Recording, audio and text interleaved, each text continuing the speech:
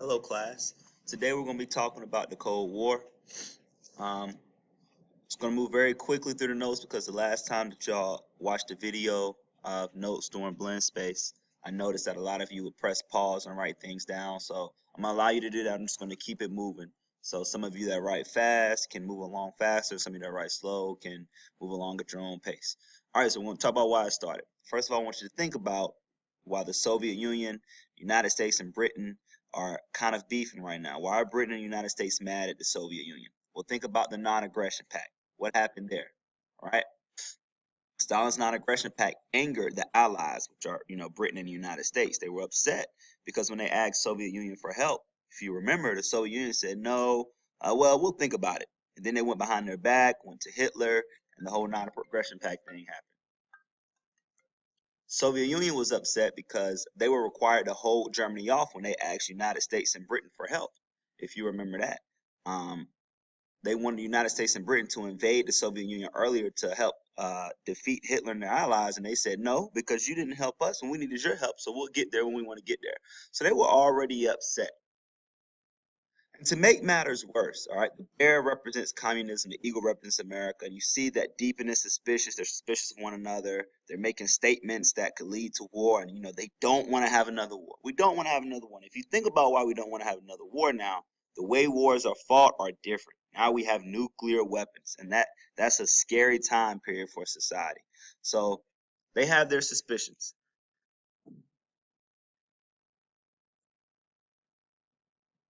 So the Yalta Conference happens. And if you remember, the Yalta Conference is kind of like the Paris Peace. So you already know the goal. You already know the goal of this conference is to do what? Maintain and keep peace. And we see how that worked last time. Well, this conference is going to take place between the big powers in the world right now: the United States, Britain, and the Soviet Union. All right. They're going to agree to divide Germany into zones for control. Now, this happens right before World War II officially ended, when they knew they were about to defeat Germany. They divided on once they defeated and what was going to happen. So what they did was divide it up, all right? And technically, West Germany belonged to the Allies, America, Britain, and France. And then East Germany belonged to Soviet Union. Well, they let the Soviet Union use East Germany on one condition: if they would promise free elections. So I want you to write down Yalta Conference. And then I want you to write down the first bullet, the conference that took place between the United States, Britain, Soviet Union before the war, where they agreed to divide Germany into zones of control. And then that second bullet, that Stalin promised Eastern Europeans would have free elections. Stalin promised free elections. That's important.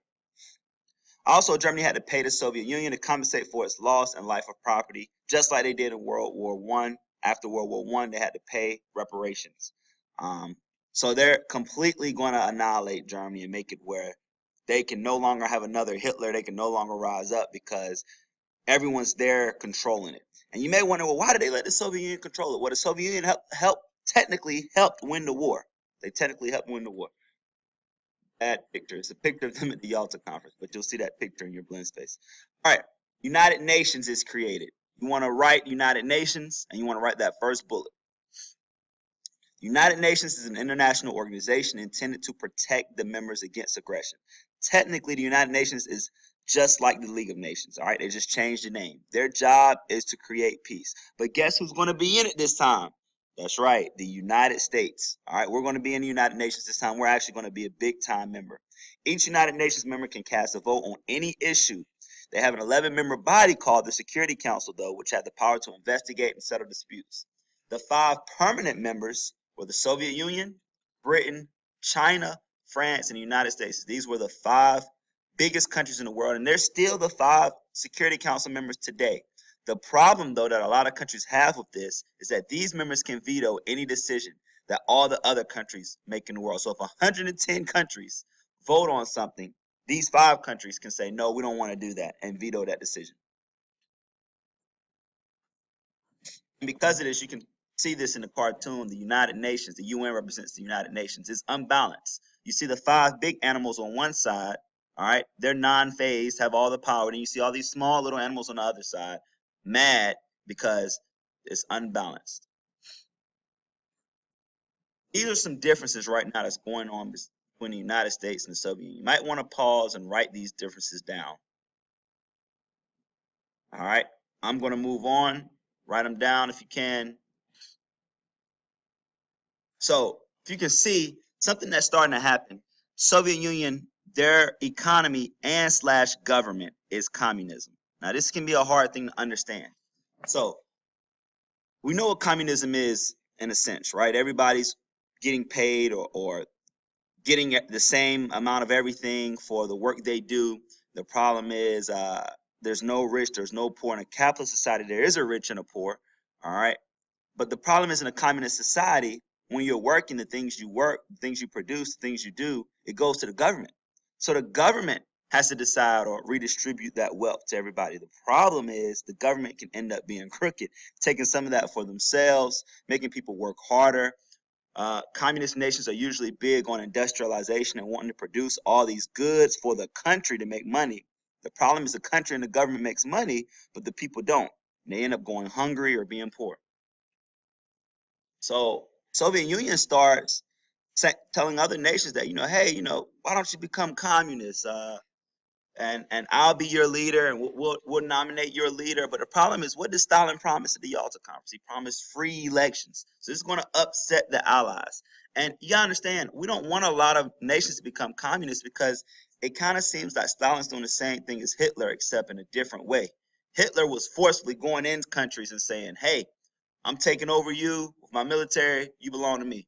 Stalin is using something called spheres of influence, if you remember talking about that, meaning he's making these countries want to become communist. And the United States is scared because what if he makes everybody communist? And then he has those countries as his allies under his control.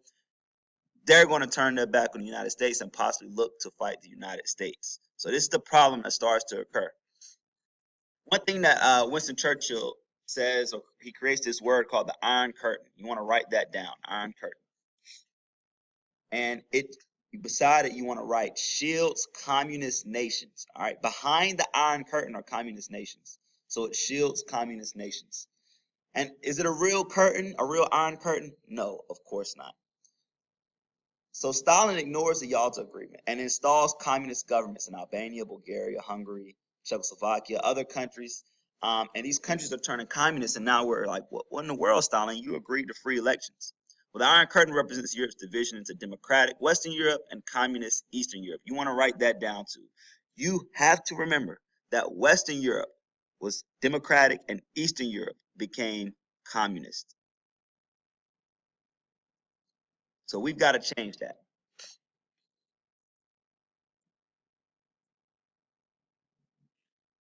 So you see Winston Churchill, all right, he's looking under the Iron Curtain, and you see it says no admittance by order of Joe. Who's Joe? Joseph Stalin. And the thing is, he's looking, we want to know what's going on because we want to know if they're planning for attack. All right, we want to know what they're doing because these communist nations are trying to keep secrets from us and we can't trust them. So tensions start to rise. You remember Harry Truman? He dropped the atomic bomb because he wanted to end the war quickly. Well, he set up another meeting with Stalin and Churchill.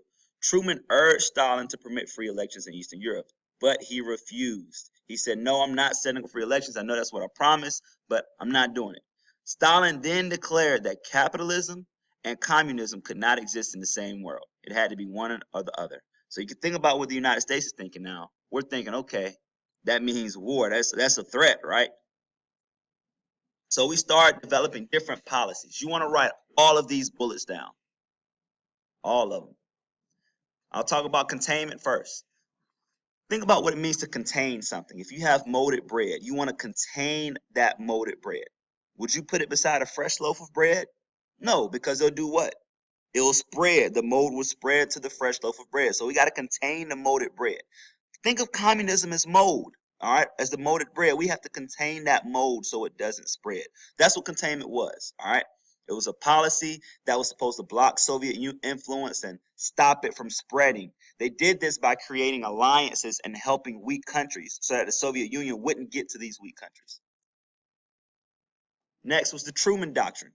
All right, it's a policy by Harry Truman that gave economic and military aid to free nations. It was the Truman Doctrine and the Marshall Plan are going to be a part of containment. So the Truman Doctrine, what we did was say, hey, if you become democratic or capitalist, we'll give you money, and we'll give you military support, all right, so you can fight off communism. And we thought that would help us get more countries on our side. Then we had the Marshall Plan, presented by George Marshall, a program which provided food, machines, and other materials that would help rebuild Western European countries so they would not feel the need to turn to communism. So everything we're doing is trying to help countries, kind of like bribing. We'll give you this if you don't become communist. Here you can see the split. Right? You can see the split of Germany. This is Berlin, actually. Kind of see in the top left corner Berlin, and how Soviet Union owns one part of it and United States owns one part of it. You know, of course, they split up Germany for control too, but they did Berlin the same way because Berlin is the capital of Germany. It's where everything goes down. So all the countries felt they needed to have a presence there. And this split is going to lead to what? Something you've probably heard of. That's right, the Berlin Wall. All right. So Soviet Union tries to cut off the highway, water, and rail traffic into Berlin's western zones, hoping that the Allies would give up Western Berlin. So Soviet Union is trying to take over Western Berlin too. But it doesn't work because the Berlin airlift from June 1948 to May 1949, Allied planes started landing every 3 minutes in West Berlin to bring supplies. We brought 2.3 million tons of food, fuel, medicine, and even Christmas gifts into West Berlin. In 1961, Eastern Germans actually built a wall to separate East and West Berlin. This is known as the Berlin Wall. And you want to write that last bullet. You want to know about the Berlin Wall.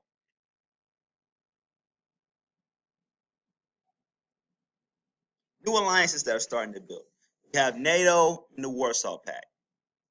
Write the countries that are in NATO, write the countries that are in Warsaw Pact. That means you need to write both of these bullets. Of course, NATO, they believe in what? Democracy and capitalism, which is one of the same right now. And Warsaw Pact believes in communism.